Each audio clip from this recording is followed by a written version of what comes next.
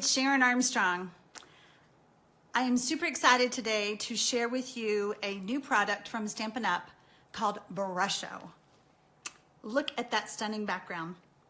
I cannot wait to share with you everything that I have planned. So grab a beverage and enjoy, because this is going to be fun. Okay, first of all, the Brusho is in the new Occasions catalog. Let's see.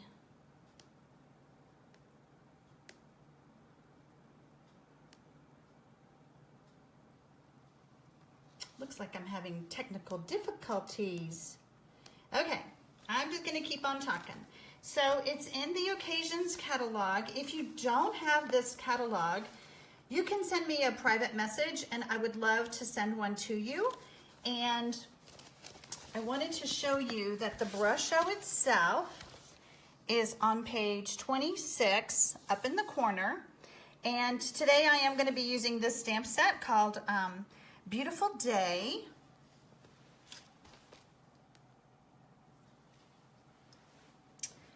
So the first thing that you need to know about Brusho, the Brusho comes in a small little box like this. There are 5 colors, and they don't necessarily coordinate with Stampin' Up's colors per se, you know, like Real Red or Night of Navy, but they blend beautifully. You will be able to use several of our colors to coordinate. All right. So the first thing that I wanted to share with you is these little bottles. They are very strong, vibrant watercolor crystals. And Stampin' Up! Recommends not removing the top, but instead either take a push pin or a paper piercer and just poke some holes. I've poked 4 holes in mine. Kind of like a salt shaker, pepper shaker kind of thing. All right, so a couple of things about the crystals. You can, these things are going to last forever, okay? You only use such a small amount, and I just don't even know how I would use it all up. But the one thing I wanted to share with you, if you happen to have one of these little trays, you can put the Brusho in, let it dry out, come back the next day or a day later or whatever, and reactivate those crystals. So there's no waste. That is just the coolest thing. If you don't happen to have one of these, to use as a palette, I also used the just a clear block, okay? And I've been playing with this for a couple of days and it has dried out. I'm just taking my aqua painter and re-wetting that and just bringing it back to life, okay? I'll rinse that off. I do have a glass of water that I'm rinsing just for the sake of time and not getting my colors too muddied.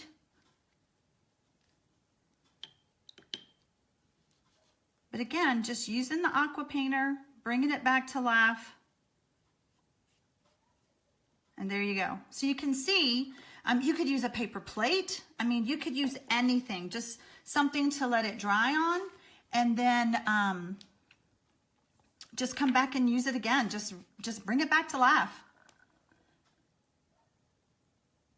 All right, so the first thing that I recommend, and I just have one of our Stampin' Mist bottles. You could get a little spray bottle and just have some water in it.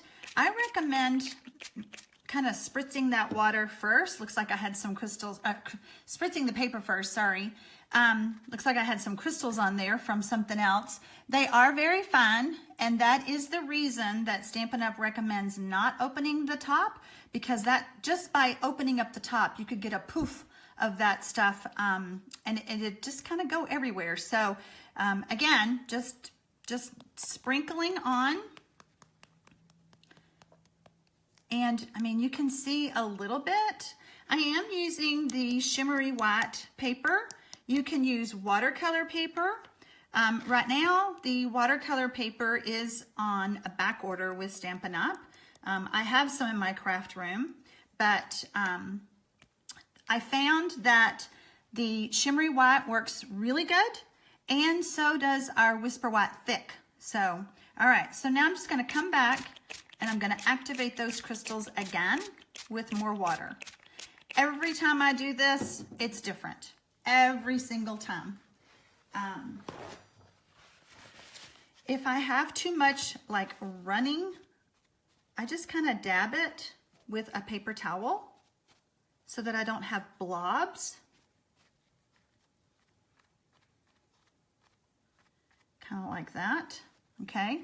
If you want to add more crystals, like right here where there's a lot of white space, you could go back and add more crystals. All right, so I'm going to set that aside to let it dry. I am using a paper towel underneath to help with the water and any excess that blows off. I will warn you, if you happen to have an ink pad nearby, look what can happen. So when I spritzed my water, the crystals just blew. So make sure you close all ink pads, and so you don't have to worry about that. So I wanted to share with you a couple of different ways to make really pretty backgrounds. I have some saran wrap from the kitchen, and I have a piece of shimmery white, and I'm just gonna spritz my saran wrap, and then I'm going to sprinkle. And I know it's really hard to see on the camera, but you just sprinkle a little bit. The colors, by the way, are moss green, gamboge, which is an orangey yellow, yellow, Prussian blue, and brilliant red. Okay, so I'm just gonna kind of spritz that a little bit more, make those crystals kind of wake up. And then I'm gonna take my paper, I'm gonna flip this over, and I'm just gonna scrunch. And then I'm gonna set that aside to dry.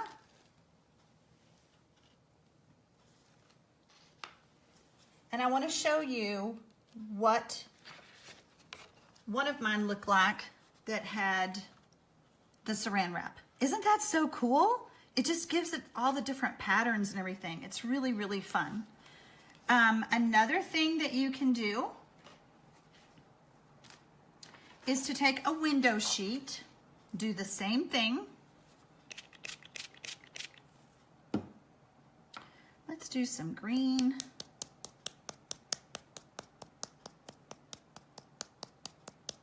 And some blue.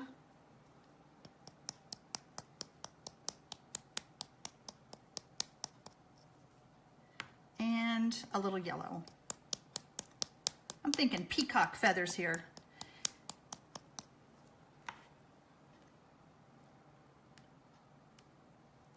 All right, so again, I'm gonna take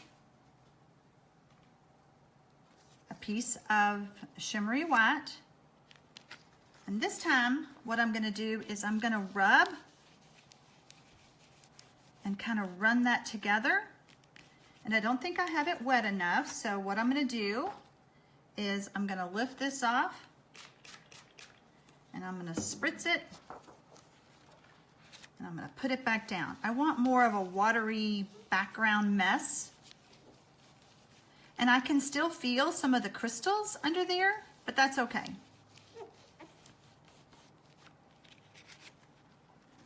Oh, now that's really a different background.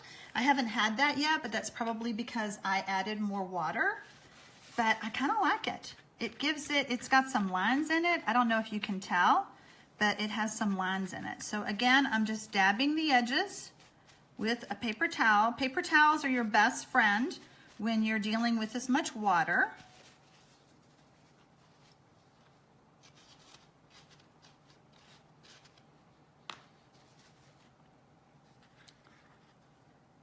Okay. All right.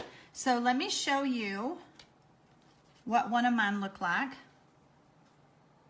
That was done with the window sheet. So you can tell the difference, how much more water, because add more water, you get a totally different look.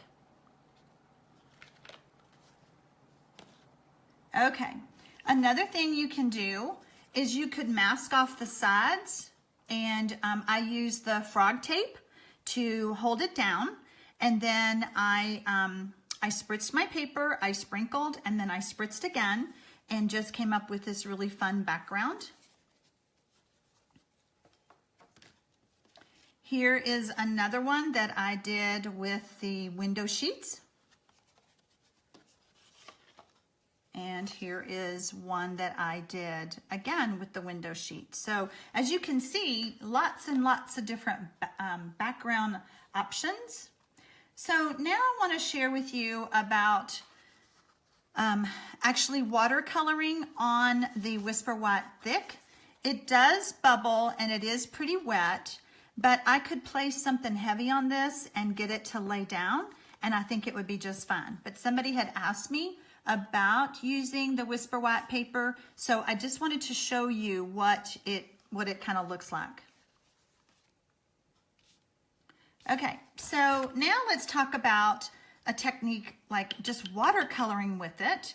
And someone asked me, what's the difference between watercoloring with the Brusho and watercoloring with our ink refills?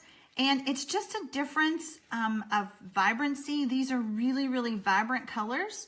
And let's see, what do I have? Okay, so I'm just going to add some color to my flower, and I have the yellow. And I'm just doing a real soft yellow on here. I added a little bit of water first, and I'm just adding some more color, just a lighter color of the yellow.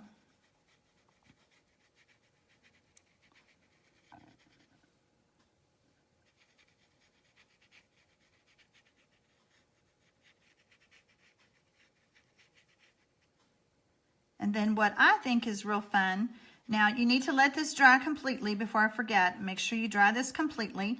But what I think is real fun is just to pick up the darker yellow and just start hitting it. And just let it blend on its own. Truly an artistic way to craft. And I just love it. I feel like an artist, and I don't have to be an artist. And I just think that's so fun.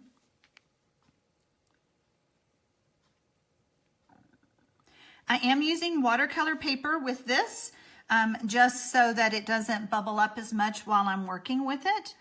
Again, you can try different papers. I thought earlier, oh, I should try using our glossy white, and I didn't try that beforehand, but I will give that a try. Okay, so then the next thing I want to do,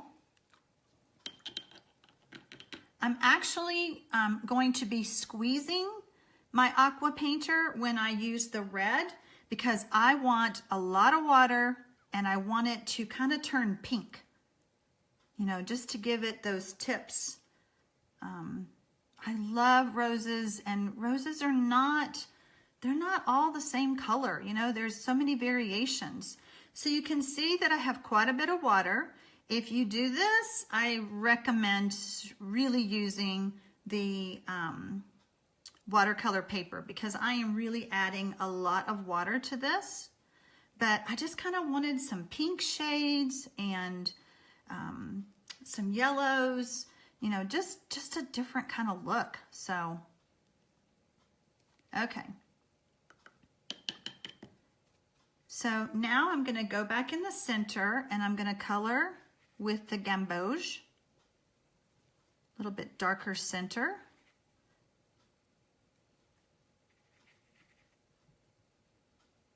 Again, you want this to dry on its own. If you have too much color, like you're like, oh, that was too red, don't worry. While it's so wet, look at that. So it went from that vibrant red, to just a real soft pastel. So it's so user-friendly. I can't tell you enough. And I figured that out because I was using just the Brilliant Red, and I was trying to do some yellow, and oh boy, I got that too red. Now don't pay attention to my mess around this, but you can lift off those colors. So I'm just going to really wet this. Get that red all wet. Now I will cut this out when I'm done making such a mess. And then look at this. You can lift that off, and every time I do it, it gets lighter and lighter. Isn't that so fun? So see, you just come in and you could even rub a little bit, and look how much you get off. So cool. So don't think that you ruined something, because you can probably save it. I mean, it's just incredible what you can do with this stuff. Now, someone asked me, once it's all dry, is it gonna rub off? No, it's when I activated it with water that it caused it to lift off like that, okay? One tip I will tell you, here's one of my backgrounds. Kind of run your hands over the paper, and if you feel any of those granules that didn't get activated, just simply take a paper towel and just rub it really, really good, okay? And then that way you don't have to worry. So see, I did get a little bit off. You don't have to worry about it getting all over the place. So, okay, I wanted to share with you some samples that I did. Let's see, is anybody here with me today? Let me check. Facebook is having a little bit of trouble loading for me. Okay, all right.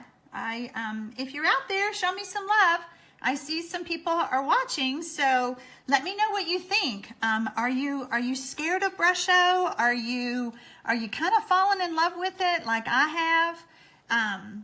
There's just so many things that you can do with it. Somebody said yesterday that that you could use hairspray. I did try the hairspray, and I think I need to work with that a little bit, because this is what I got. I got blobs, so it didn't run and come up. It didn't activate the watercolor crystals like the water does. So I don't know, maybe I don't know, I have to go check on YouTube or something. Maybe I was supposed to use like liquid hairspray and I used aerosol, so maybe that was my problem. But anyway, try different things. Somebody else suggested spray starch. Okay, I'll have to try that too. So anyway, get this all out of the way so you can see these cards. All right, so here is one that I did, and I wanted to see what it looked like with all of the colors, and so I just used them all, and I loved it. It's pretty dark, but I think it's stunning. It really makes the dragonfly pop, and I just think it's lovely. So that's one card. Here is another one. I used the Real Red and the gamboge and a little bit of yellow on this one, but I think it turned out just gorgeous. All right, so there's that one. Now with these two, on this one, I embossed first, and then I put the Brusho on it. On this one, I embossed afterwards. I like this look better. So totally up to you whether you want to do it first or afterwards. Kind of play with it. Maybe some images would look better, more subtle, but I like the bolder. What do you think? I go with that one. This one is probably one of my favorites.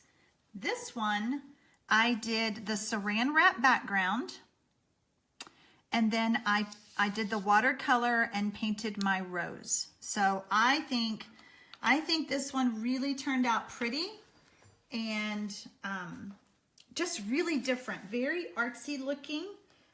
Just to pull this back out, here is the one that I did with the saran wrap in front of you guys earlier. So just so fun. I mean, I love what the saran wrap does. It just gives it such a neat pattern. Here is a sample with I just did the upper portion with the crystals because I was trying to leave a blank space to stamp my peacock. I inked up my peacock in Night of Navy, and then I poured, I don't know if you can tell, I poured the clear emboss powder over it and heat set it. And then I did her tail feathers. You can get this little peacock for free if you spend $50. We're doing celebration season right now, and you can get this cute little peacock right here. I have had more fun with this little stamp set. I have posted several things on my blog. If you haven't visited me on my blog, it's www.TxStampin.com. I invite you to jump over there. I think there's another one posting today.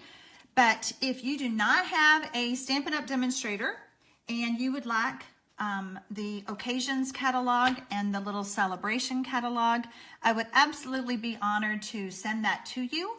You can send me a private message and let me know your address, your full name and your address, and I'll be more than happy to get that off to you. So, all right, guys, thank you so much for watching. Let's see, I do have a comment. Let's see here. Hi, Lisa. Oh, I'm glad you love them. I'm telling you, girlfriend, I just love this product. At first when I saw it, I thought, oh, that is so messy. But again, it's not. Look at my fingers. My fingers are clean. So there you go. The proof is in the hands. No worse than if I was playing with ink and stamp pads. So, I really appreciate you watching. Lisa, I hope you're doing okay. And again, if I can answer any questions about the Brusho or anything else, please don't hesitate to let me know. You guys have a fantastic day and happy stamping.